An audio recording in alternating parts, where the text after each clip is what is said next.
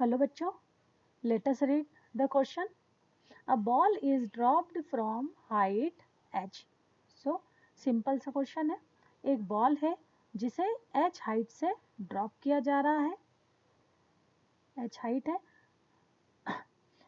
As it bounces off the floor, जब ये floor को बाउंस ऑफ कर रही है, मीन्स ये बॉल जो है इस तरह से ग्राउंड को हिट करेगी और हिट करने के बाद ये फिर से बाउंस ऑफ होती हुई जमीन पर फिर से गिरे. Correct? Its speed is 80% of what it was just before hitting the floor. So let us suppose कि जब बॉल को ड्रॉप किया गया था तो उसकी इनिशियल वेलोसिटी कितनी होगी? डेफिनेटली 0.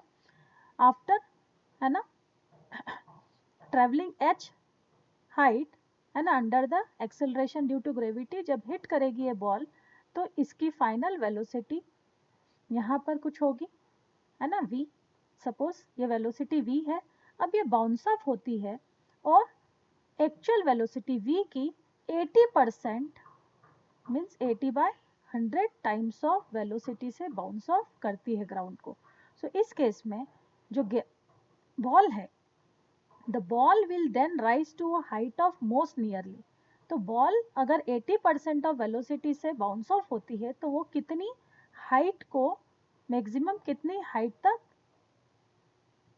ऊपर, ग्राउंड के ऊपर जाएगी, ये हमें पता करना है. ठीक है, तो ये h डैश हमें फाइंड आउट करना है, this height, maximum height. Okay, so यहाँ अगर हम देखें तो ये फर्स्ट पार्ट है. तो इस पार्ट को जब u वेलोसिटी से बॉल को ड्रॉप किया जा रहा है, ये हो गया केस फर्स्ट.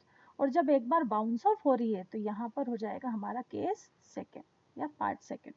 की कॉन्सेप्ट जो हम यूज करेंगे इस क्वेश्चन को सॉल्व करने के लिए वो होंगे इक्वेशंस ऑफ मोशन.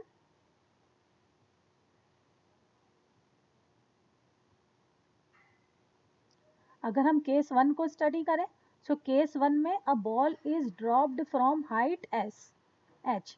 ठीक है, so we can use the equation v square minus u square is equals to 2gs. v is unknown velocity, है ना, ग्राउंड को हिट करने की velocity is not known. Initial velocity is 0. 2g, आप अगर ball drop हो रही है तो पॉजिटिव ऑफ g अप्लाई होगा. So G will be positive or S is given H. So simply we can write V is equals to root 2GH. This is equation number 1. Second case study करें. So bound hit करने के बाद, ball ground को hit करने के बाद क्या करती है? बाउंस ऑफ होती है.